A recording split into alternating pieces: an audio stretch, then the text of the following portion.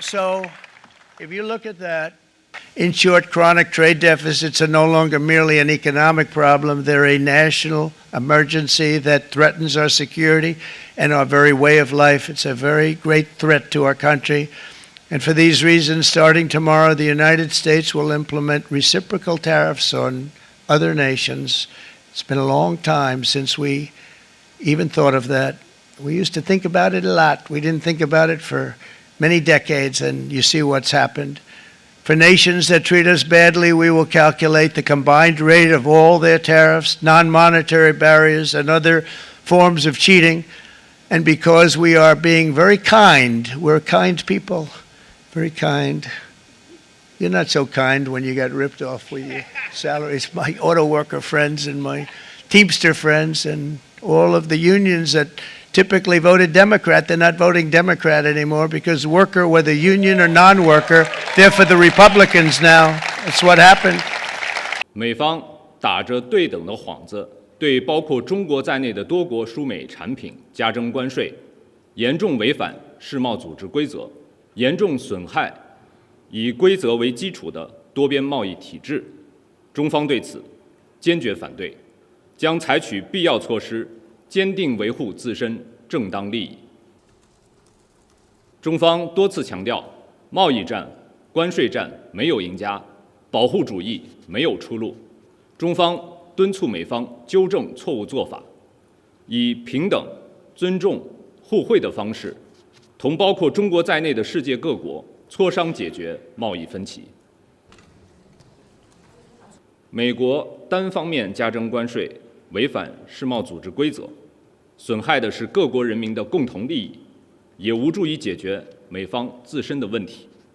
大家看得很清楚，越来越多的国家反对美国加征关税等单边霸凌行径。はい、我が国からこれまでさまざまなレベルで我が国の懸念を説明するとともに、一方的な関税措置を取るべきでない旨などを申し入れてきたにもかかわらず、米国政府が今般の相互関税措置を発表したことは極めて遺憾であります。WTO 協定及び日米貿易協定との整合性に深刻な懸念を有しております。そうすると表明していた国もありましたが、日本として報復関税についての見解。今般の発表を受け、改めて米国政府に対し、今般の措置が極めて遺憾であるのに伝えるとともに、措置の見直しを強く申し入れたところでございます。導入にあたり、米国側は日本の自動車や農産品の分野に非関税消費。今般の措置をはじめ、米国政府による広範な貿易制限措置は、日米両国の経済関係、ひいては世界経済や多角的貿易体制全体等に大きな影響を及ぼしかねないと考えております。石破総理からは、すでに米国による関税措置の内容や我が国への影響を十分に精査しつつ、引き続き米国に対して措置の対象からの我が国の除外を強く求める。President Trump's announcement of universal tariffs on the whole world, including the European Union, is a major blow to the world economy. I deeply regret this choice. Let's be clear-eyed about the immense consequences. The global economy will massively suffer. Uncertainty will spiral and trigger the rise of further protectionism. The consequences will be dire for millions of people around the globe, also for the most vulnerable countries, which are now subject to some of the highest US tariffs, the opposite of what we wanted to achieve. The tariffs will also hurt consumers around the world. It will be felt immediately. Millions of citizens will face higher grocery bills. Medication will cost more, as well as transportation. Inflation will go up. And this is hurting in particular the most vulnerable citizens. All businesses, big and small, will suffer from day one, from greater uncertainty to the disruption of supply chains, to burdensome bureaucracy.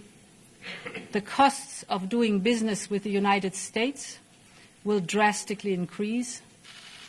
And what is more, there seems to be no order in the disorder, no clear path through the complexity and chaos that is being created as all U.S. trading partners are hit. In the past 80 years, trade between the European Union and the United States has created millions of jobs. Consumers across the Atlantic have benefited from reduced prices. Businesses have benefited from huge opportunities, leading to unprecedented growth and prosperity. And at the same time, we know that the global trading system has serious deficiencies. I agree with President Trump that others are taking unfair advantage of the current rules, and I'm ready to support any efforts to make the global trading system fit for the realities of the global economy. But I also want to be clear. Reaching for tariffs as your first and last tool will not fix it. This is why from the outset we have always been ready to negotiate with the United States to remove the remaining barriers to transatlantic trade. At the same time, we are prepared to respond. We are already finalizing the first package of countermeasures in response to tariffs on steel, and we're now preparing for further countermeasures to protect our interests and our businesses if negotiations fail. We will also be watching closely what indirect effects these tariffs could have, because we cannot absorb global overcapacity, nor will we accept dumping on our markets. As Europeans, we will always promote and defend our interests and our values, and we will always stand up for Europe. But there is an alternative path. It is not too late to address concerns through negotiations.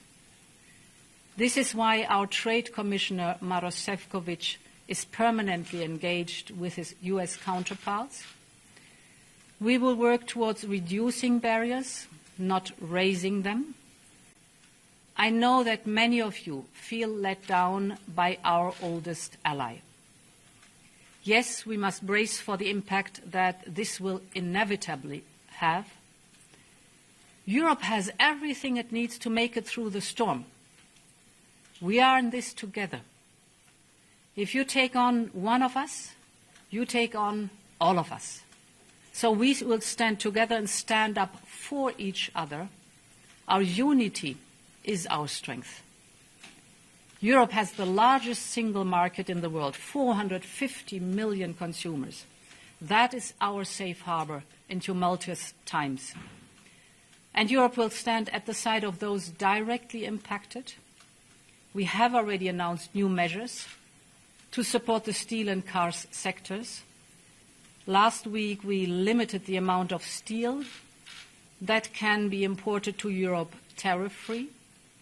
This will give more breathing space to these strategic industries. Now, we will also convene strategic dialogues with the steel, the automotive, and the pharmaceutical sectors, and others will follow. Europe stands together for our business, for our citizens, and for all Europeans, and we will continue to build bridges with all those that, like us, care about fair and rules-based trade as a basis for shared prosperity. So, President Trump has just announced a series of measures that are going to fundamentally change the international trading system. Now, in doing so, he has preserved a number of important elements of our relationship, the commercial relationship between Canada and the United States. But the fentanyl tariffs still remain in place, as do the tariffs for steel and aluminum. As of this evening, the tariffs on automobiles will enter into force, and the U.S. has signaled that there will be additional tariffs in so-called strategic sectors pharmaceuticals, lumber, and semiconductors. So we're in a situation where there is going to be an impact on the U.S. economy, which will build with time. In our judgment, it will be negative on the U.S. economy. That will have an impact on us.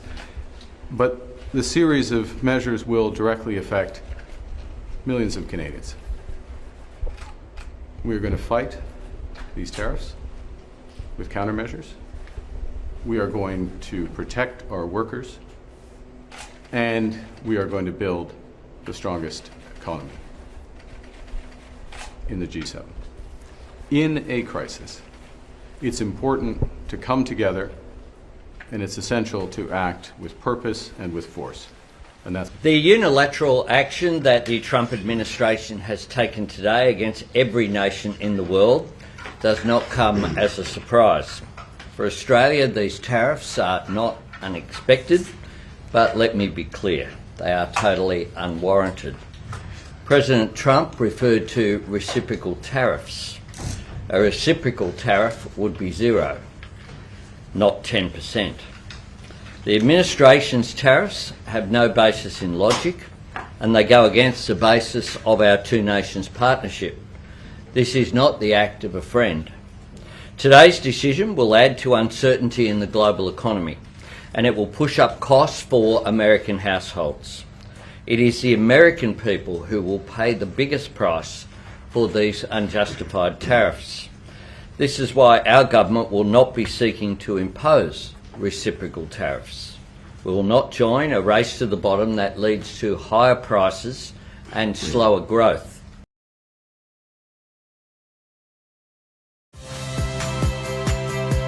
Saya Priska Clarissa. Saksikan program-program Kompas TV melalui siaran digital, pay TV, dan media streaming lainnya.